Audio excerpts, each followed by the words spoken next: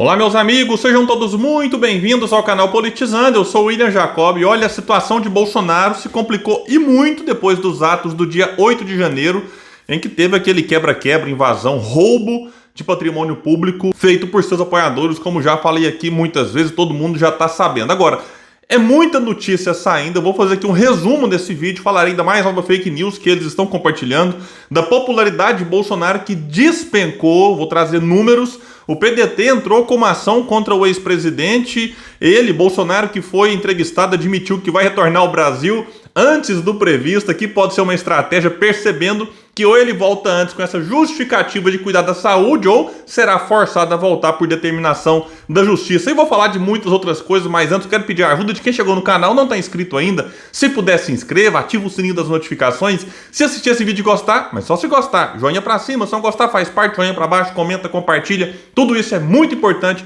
para que o nosso trabalho continue crescendo e chegando em mais pessoas. Pessoal, é o seguinte, vamos começar desmentindo uma fake news. Foi divulgado aí que uma idosa teria morrido no ginásio em que os golpistas estão presos. Aí bolsonaristas compartilharam essa foto, que é de um banco de imagens.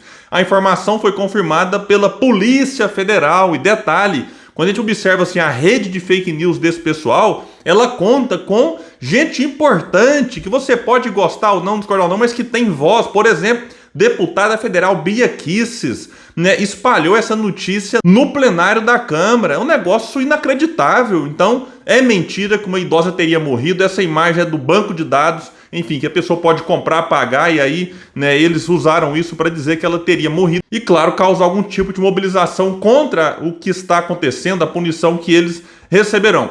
Uma outra notícia, o índice de popularidade digital, o IPD, medido pela Quest, indica que Jair Bolsonaro atingiu o menor nível de popularidade na internet dos últimos 4 anos após as invasões dos 3 poderes no final de semana. Na segunda, dia 9, o ex-presidente marcava 21 pontos no indicador. Vejam bem, no sábado, 2 dias antes, que isso aqui é medido diariamente, a popularidade dele marcava 40 pontos, então ela despencou de 40 para 21 logo após os atos.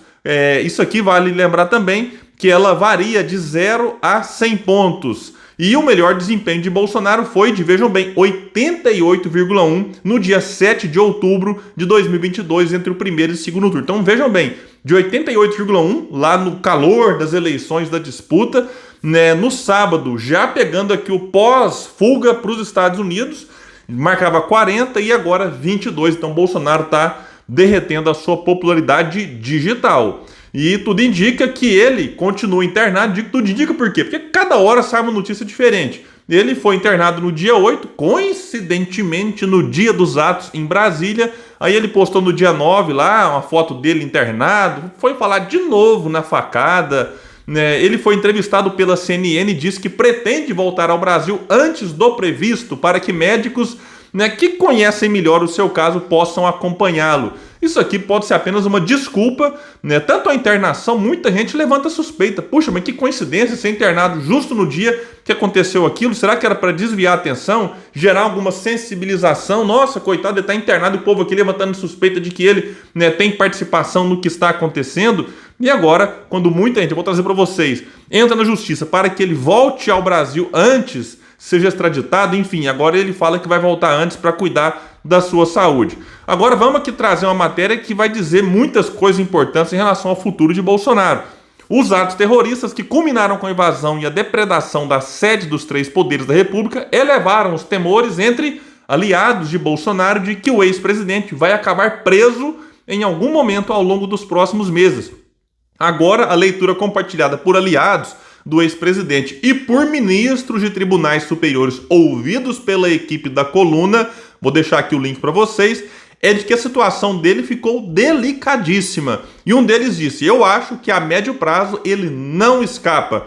Esses aliados de Bolsonaro e magistrados avaliam que os protestos golpistas farão desmoronar o capital político do ex-chefe do executivo, já desgastado pela viagem dele aos Estados Unidos, enquanto centenas de extremistas ficaram acampados debaixo de chuva na frente de quartéis contra o resultado das urnas. Isso aqui, essa matéria, essa coluna saiu antes da divulgação desse índice de popularidade digital, que confirmou o derretimento da sua popularidade digital, que claro que há uma repercussão, é um retrato que acontece fora do mundo digital, porque o digital ele é manipulado, manuseado por pessoas, né? Sem falar nos robôs, mas aí é uma outra questão. Aqui, quando fala de capital político, vale a pena destacar o que aconteceu com a Dilma, claro que numa situação muito diferente. Por que a Dilma sofreu o impeachment, o golpe, enfim? Porque ela perdeu o capital político, porque perdeu o apoio popular, virou presa fácil do Centrão para tirá-la do poder. As pedaladas foram apenas o pretexto que eles precisavam para o impeachment. Não vou nem entrar nos motivos aqui que levaram Dilma a perder o apoio popular e o apoio político, né? As causas são várias, mas não dá para negar que quando um político que está no poder perde esse capital, vira presa fácil para um possível impeachment. Lembrando, por exemplo, que o Michel Temer não tinha apoio popular, mas ele tinha apoio lá do Congresso. Ele tinha o Congresso na mão, claro, a mídia, o sistema financeiro e tudo mais. Bolsonaro agora está fora do poder, então, obviamente, o impeachment não vem ao caso. Mas, né, se ele fosse alguém que saísse do poder e mantivesse ali o apoio popular gigantesco, tornaria mais difícil, por exemplo, o movimento que pode levá-lo para a cadeia ou torná-lo inelegível, porque não tenhamos dúvidas, né, o pessoal que vai julgar isso faz também uma avaliação do cenário político para saber até que ponto pode ir, e tudo isso que aconteceu recentemente foi muito ruim para Bolsonaro. Quando eu digo que eles fazem avaliação, né, do cenário político, eu até lamento que seja assim, porque o que deve ser levado em consideração é se cometeu ou não cometeu crime. Se cometeu esse crime aqui, né, é apenas para ficar inelegível, que fique, independente se tem muito ou pouco apoio. E se o crime cometido for passível de prisão, que seja preso, independente se tem gente em porta de quartel, se não tem, de índice de popularidade digital. Então isso aqui é um ponto que eu particularmente defendo, mas nem sempre é assim que funciona. E no cálculo político de fiéis aliados, vai destacar aqui a coluna, quanto mais vulnerável Bolsonaro estiver e menos apoio popular reunir, maiores as chances de ele se tornar uma presa fácil para o judiciário e acabar na cadeia. Aqui tem um detalhe que pode desestimular ainda mais, né, as manifestações a favor de Bolsonaro. Se tiver uma punição exemplar para tudo que aconteceu neste dia 8, outras mobilizações em defesa da democracia, que eles dizem, eles acreditam fielmente que estão lá defendendo a democracia, quando no fundo é um fanatismo em torno da figura de Bolsonaro, é fanatismo misturado com religião, enfim, é uma coisa realmente que tem que ser estudada e a gente tem que estar trazendo aqui essas questões para vocês. Mas o fato é que tudo isso pode desestimular ainda mais futuras manifestações a favor de Bolsonaro, se a punição for exemplar. Agora, se ficar por isso mesmo, mas eu acho que não vai ficar, tudo indica que sim, o bicho vai pegar para quem principalmente patrocinou, estimulou, enfim, inflamou as pessoas a fazerem aquilo que fizeram. E aqui vai destacar ainda que o maior temor no ciclo bolsonarista é com duas investigações que tramitam no STF, ambas nas mãos de Alexandre de Moraes. O inquérito das fake news e o das milícias digitais. E aí, um colega de Moraes no TSE disse o seguinte: depois de hoje, do que aconteceu no dia 8, Alexandre vai ter todo o respaldo de que precisar. Sim, esses eventos aí deram ainda mais motivos para Alexandre atuar de forma severa contra esses golpistas. Outra notícia que saiu no dia 9, o PDT, Partido Democrático Trabalhista, partido, né, de Ciro Gomes, entrou com uma notícia crime na Procuradoria-Geral da República, PGR, para que o ex-presidente Jair Bolsonaro seja responsabilizado pelos atos de vandalismo e depredação do Congresso, do Planalto e do STF, no domingo, dia 8, em Brasília. Além disso, o partido quer que o PGR, Augusto Aras, aqui que está o problema, solicite junto ao STF para que Bolsonaro retorne imediatamente ao Brasil e realize a entrega de seu passaporte. Pois é, mas agora parece que ele vai voltar para cuidar da sua saúde no Brasil. Vamos ver se volta mesmo. O problema é esperar alguma coisa, alguma atitude do Aras. Até agora, data vênia, um grande omisso e cúmplice de tudo de ruim que Bolsonaro fez, seja pela ação ou também pela sua omissão. Mas Aras também, eu já li que algumas matérias tratando do assunto, que ele está meio acuado, ele está com medo do que pode acontecer, já tem uma mobilização, né, que fala em impeachment dele, que nutre o desejo de ser reconduzido por Lula ao posto de PGR. Alguém pode falar assim, que loucura, Lula manter o Aras PGR? Pode parecer, mas é o seguinte, quem não quer um procurador que engaveta tudo que possa lhe afetar, como Aras fez com Bolsonaro? Então isso aqui foi ventilado já em matérias anteriores. O PDT diz no documento que Bolsonaro incentivou os seus apoiadores a atentarem contra o regime democrático de todas as formas e em todas as dimensões possíveis.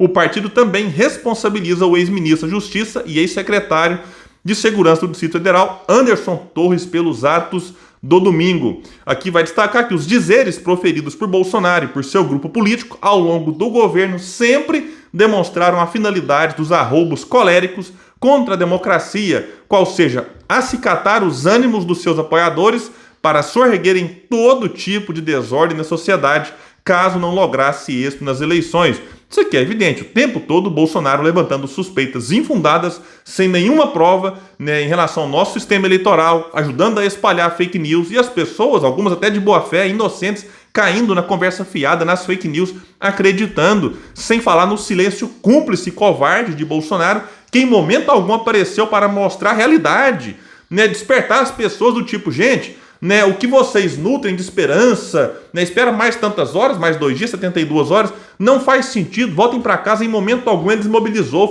foi alimentando com fotos enigmáticas, enfim, até com seu silêncio, ele deveria sim, mas eu não falei para não gerar especulação na imprensa, deveria ter falado claramente, abertamente, que o que eles pediam era impossível, simples assim. Mas vamos falar aqui agora outra notícia do dia 9. Renan Calheiros, senador, enviou ao STF um pedido de extradição imediata de Bolsonaro para o Brasil. Além de, caso Bolsonaro descumpra a determinação, ele seria então preso de forma preventiva. Calheiros afirma que Bolsonaro tem participação ativa e responsabilidade nos ataques terroristas ao Congresso, Palácio do Planalto e ao STF no domingo. E no pedido de Calheiros está o seguinte: inclusão de Bolsonaro como investigado no inquérito, intimação urgente para que dê explicações às autoridades brasileiras acerca de sua participação nos atos antidemocráticos, notadamente, mas não apenas, acerca de sua reunião ocorrida em Orlando com quem? Anderson Torres.